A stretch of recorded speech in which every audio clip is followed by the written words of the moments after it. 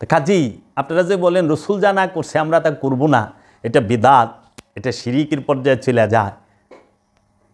অনেক কিছু আছে তুইলা ধরলে, আপনারা করতেছেন তো। মিলাদুন নবীর বেলায় এত কষ্ট কেন? 10ই মুহররমের বেলায় এত কষ্ট কেন? গাদিরে ঘুমের বেলায় এত কষ্ট কেন?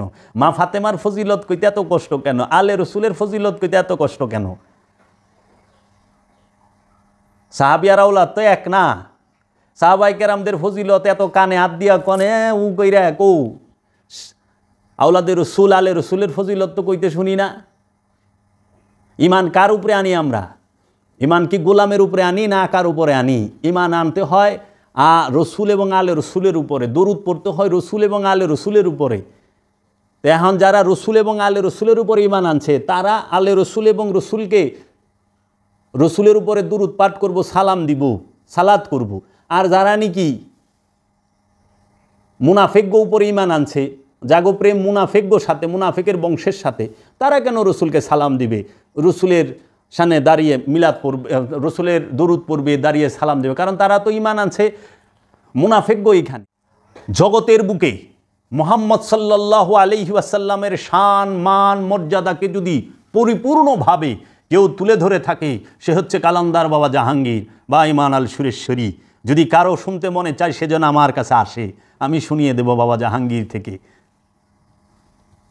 বাবা জাহাঙ্গীর রসুল প্রেমিক, আলে রসুলের প্রেমিক, সাহাবায়ে কেরামদের প্রেমিক। যারা সত্যিকার সাহাবা তাদেরকে অনেক সম্মান মর্যাদা বাবা জাহাঙ্গীর করেন।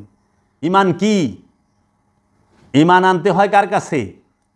যদি মহানবীকে ভালোবাসলে, মহানবীর কথা বললে শিয়া হয়, যদি মা ফাতেমার কথা বললে শিয়া হয়, যদি মাওলা আলীর কথা বললে শিয়া হয়, যদি ইমাম হাসান হুসাইন আলাইহিস সালাতু ওয়াস সালামের কথা বললে শিয়া হয়, যদি জলিলুল কদর সাহাবাদের কেরামদের কথা বললে শিয়া হয়, যদি ওলি আল্লাহদের কথা বললে শিয়া হয়,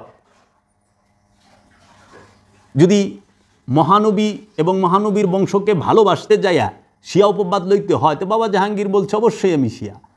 যদি মহানবীকে ভালোবাসা, আর যারা নাকি মবিয়ারে ভালোবাসা সুন্নি হয়ে গেল, এজিদরে ভালোবাসা সুন্নি হয়ে গেল, যারা নাকি মারওয়ানের বংশরে ভালোবাসা সুন্নি হয়ে গেল, যারা আব্দুল ওহাব নজদিরে ভালোবাসা সুন্নি হয়ে গেল, যারা নাসিরুদ্দিন আলবানিরে ভালোবাসা সুন্নি হয়ে গেল, যারা জাকির নালায়েকরে ভালোবাসা সুন্নি হয়ে গেল, যারা এই যে এরকম গাবগাছি বটগাছি এইরকম যে গিনা আছে ইগিনারে ভালোবাসা যদি সুন্নি হয়ে যায়, যারা নাকি এই ওহাবি খারিজি বাটালবি এইগুলারে ভালোবাসা সুন্নি হয়ে যায়, যারা মুনাফেকদের ভালোবাসা সুন্নি হয়ে যায়, তাইলে পরে বাবা জাহাঙ্গীর কইছে আবু সুফিয়ান, মবিয়া, মারওয়ান, ইয়াজিদ, আব্দুল ওহাব নজদি, নাসিরুদ্দিন আলবানি এদেরকে ভালোবাসা যদি সুন্নি হইতে হয়, আমার জীবনও দরকার নাই সুন্নি হওয়ানের।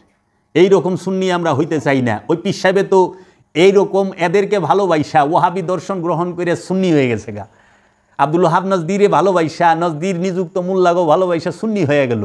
আর বাবা জাহাঙ্গীর আলে মোহাম্মদ সাল্লাল্লাহু আলাইহি ওয়াসাল্লাম এবং মোহাম্মদ সাল্লাল্লাহু আলাইহি ওয়াসাল্লাম এবং মহানবীর প্রেমিকদের ভালোবাসা শিয়া হয়ে গেল।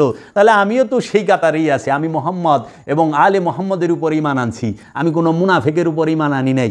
আমাকে এক মৌলবী জিজ্ঞেস করছিল, আপনি মবিয়াকে সাহাবি মানেন না মানেন না? আমি সোজা বলছি অবশ্যই আমি মবিয়াকে সাহাবি মানি, কিন্তু সে মুনাফেক সাহাবি, সে মুনাফেক সাহাবি, সেই ইমানদার সাহাবি নয়। কীভাবে? আমি বললাম আসেন একটু বলি। যে মাওলা আলীর বিরুদ্ধে অস্ত্র ধরে সে কেমন সাহাবি? যে মাওলা আলীর বিরুদ্ধে সিফিনের যুদ্ধ করে, জঙ্গে জামালের যুদ্ধে অবস্থান করে, জঙ্গে জামাল এবং সিফিনের যুদ্ধে 70,000 দুই পক্ষের সাহাবি হত্যা হয়েছে। আচ্ছা, যদি মাওলা আলী মহানবী বলছে আনা মাদিনাতুল ইলমি আলী ও বাবাহা, আমি এলেমের শহর, আলী তার দরজা, যে আলীর বিরুদ্ধে অস্ত্র ধরল সে আমার বিরুদ্ধে অস্ত্র ধরল, যে আলীর বিরুদ্ধে কথা বলল সে আমার বিরুদ্ধে কথা বলল। মহানবী বলল মুনাফিক চেনার সবচেয়ে বড় মাধ্যমই হচ্ছে মাওলা আলী।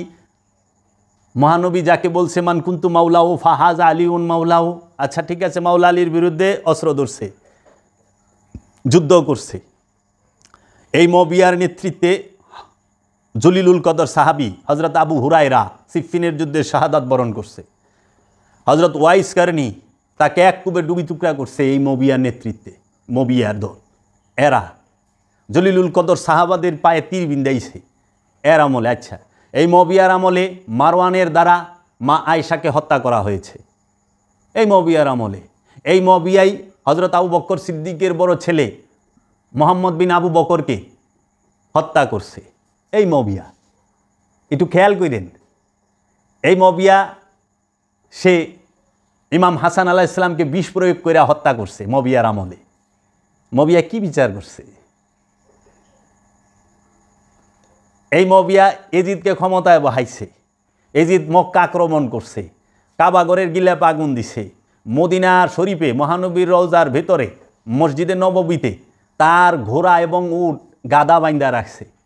এরপরও সে ইমানদার হয়ে গেল। মবিয়া তার আমলে সে মদিনার গভর্নর নিযুক্ত করছে তার মামু ওয়ালিদ বিন উতবারে। মবিয়ার মার নাম হিন্দা, হিন্দার বাপের নাম হলো উতবা, উতবার পোলার নাম হলো ওয়ালিদ বিন উতবা। এই ওয়ালিদ বিন উতবারে মদিনার গভর্নর বানাইছে। মবিয়ার জারজ ভাইয়ের নাম হলো ইবনে জিয়াদ। এ হইছে রয়ের গভর্নর, বসরার গভর্নর। মাল গিনা দেখেন, মবিয়ার আমলে কতটি যুদ্ধ হয়েছে। এত কিছু করার পরে সে যদি মমিন থাকে, এই রকম মমিনের সাথে আমি থাকি না, আমার থাকার প্রয়োজন না, আপনারা থাকেন না।